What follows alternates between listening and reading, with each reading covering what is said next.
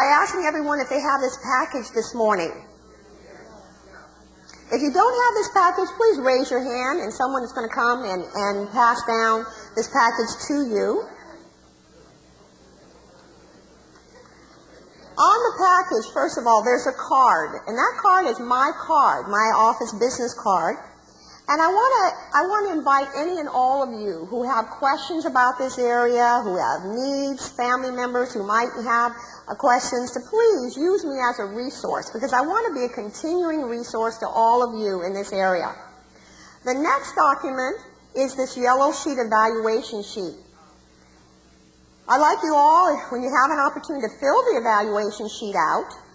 And I would like you to take advantage of free consultations we're providing to everyone here today. And when we have the lights come up after we finish our presentation, during our question and answer period, I'll give you more information on that.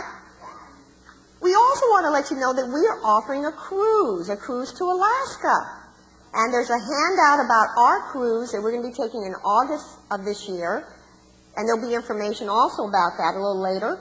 And then at the bottom is a wonderful booklet, a booklet that I hope you will be able to spend some time looking over when you have an opportunity, that has a lot of information about estate planning in it, can be a reference tool for you in the future, and something that you can share with your family members. If you'd like to take a couple more of these home with you to share with people, please ask for them. We'll be happy to give them to you today. So with that all said, what we're here today, ladies and gentlemen, to talk about is keys to financial and estate survival. And you've heard a little bit about me, but let me add just a couple of things. First of all, let me tell you a little bit about me and that where I'm from. I am a homegrown girl. I was actually born in Southgate. I grew up for 10 years in Compton. And then I moved over to Southwest LA, and I attended Audubon Junior High School, and I'm a proud graduate of Dorsey High School. So, you know, LAUSD does produce some, good things, in spite of what we hear sometimes in the newspapers. I then went on to the University of California at Irvine, got my degree there, and then Harvard Law School. And it has been my pleasure to be back in my community serving people for the last 25 years. And so I just celebrated my 25th anniversary in November, and I'm very, very proud to have been able to serve that period of time, and I'm looking forward to another 25. Now, what makes me a little special beyond the fact that I'm a homegrown girl with Ivy League credentials is the fact that I decided to devote my practice exclusively to estate and business planning. So in order for me to do that, I've joined the most prestigious organization for attorneys in the United States in estate planning, and that is the American Academy of Estate Planning Attorneys. I'm very proud to be a member of that organization. I am only one of 2 African American females in the entire United States that is a member of this organization. And I devote my practice exclusively to estate planning. Now, I've also been asked over the years to come and address many types of financial planners and other types of trusted advisors. So it's been my privilege to be a resource to CPAs, CFPs, insurance agents, other attorneys. I also am a regular contributor to many publications, including the Black Business News, and you'll see articles monthly in that publication about estate planning. What does it mean when I say that I'm a member of the American Academy, besides the fact, as I mentioned to you, this is the most prestigious organization for attorneys in this area in the United States? Well, it means that I'm required to have continuing education just in estate and tax planning. I'm required to have 36 hours per year. Now, to be a member of the Bar of the State of California, I only have to have 12 hours. So that's a big difference. I'm required to have 3 times the amount of continuing education hours. Also, because I'm a member of a national organization, I can actually provide you with services on property and business interests all over the United States. So if we have property outside of California, perhaps a second home or a timeshare or air property, I can assist you in making sure that that is part of your plan. I have access to attorneys in other states. All of the documents that will be prepared for you are the result of national legal expert review. And so you know when you come to me, you're getting the highest quality and services in this area. Have any of you been surfing the web lately and gone over to my website, www.collinslawgroup.com? I'd invite all of you to come by and see my website. It has a lot of great information, reports about all these different areas like probate, asset protection, Medicare, Medi-Cal planning. All of those things are available on my website. I also have all of my seminars available on my website so that if you'd like to come and hear about some other things that we do and help give information to our clients and others, you can come and register directly on our website. Let's start with the reasons people fail to do this. And when I say do this, I mean make a plan. I mean sit down with someone you trust to consult with them about putting things in order. Why do people fail to do this? Well, this is the number one reason, ladies and gentlemen, procrastination. Can someone raise their hand for me and tell me what that word means? Come on. Well, Reverend Jones over here, she raised her hand first, so I'm going to call on her. Reverend Jones, what does that mean? Well, it's procrastination. It's assassination against motivation. Oh, I love that one. I'm going to have to steal that. She says, procrastination is assassination against motivation. That one, I'm going to have to bottle that one, Reverend Jones. I've never heard a better description of procrastination. But if you look in the dictionary, what procrastination is defined as putting off until tomorrow what we know we need to be doing today. And I'm so happy that we have a spiritual leader here that brought it down home and up front to us as to what this is all about, assassinating our motivation. Because, you know, I gave a seminar like this a few months back, and I asked the same question. A gentleman in the back of the audience raised his hand so vigorously, waving at me. So, of course, I called on this gentleman, and I said, yes, sir, what is procrastination? And he said, Miss Collins, that was the operation I had last month.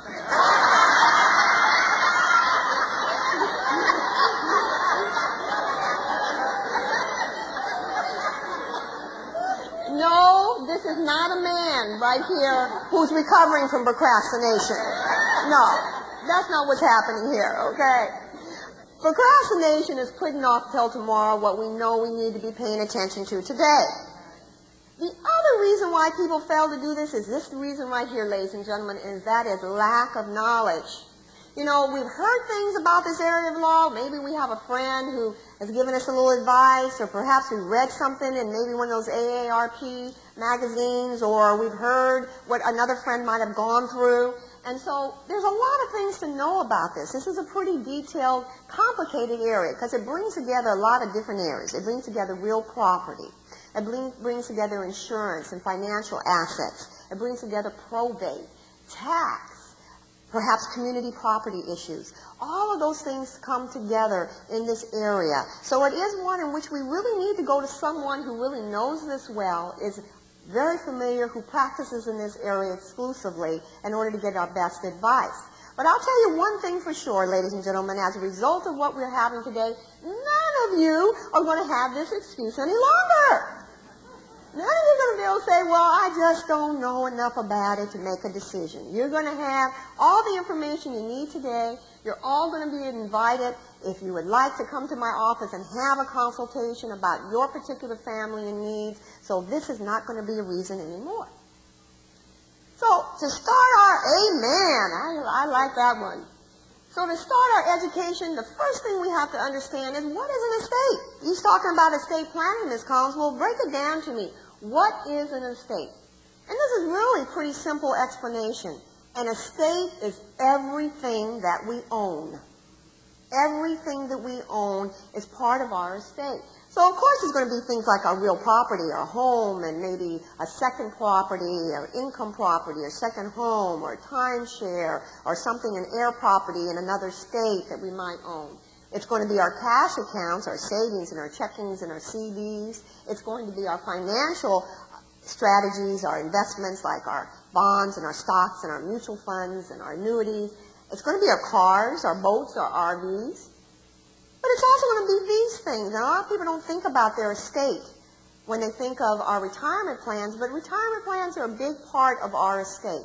So whether it's in a pension that we're getting from some source, or it's an amount that we contributed through a 401k or an IRA or 403b, all of those things that we put money into that we can get back out for ourselves and our families are part of our estate. But we can't forget this area, and that is life insurance.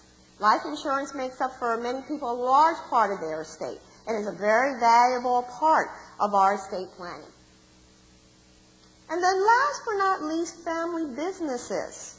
So if we have a business that, we are owner of, or perhaps a part owner of, or maybe a franchise, or a small store that we operate, or an at-home business, that is also a very valuable part of what we want to plan for. So if you learn nothing from me today, ladies and gentlemen, I want you to take away this. And that is, each and every one of you sitting here in this auditorium today has an estate plan. And I know you're saying, well, now how does that lady know what I got? She doesn't know me. How could she tell me what I have?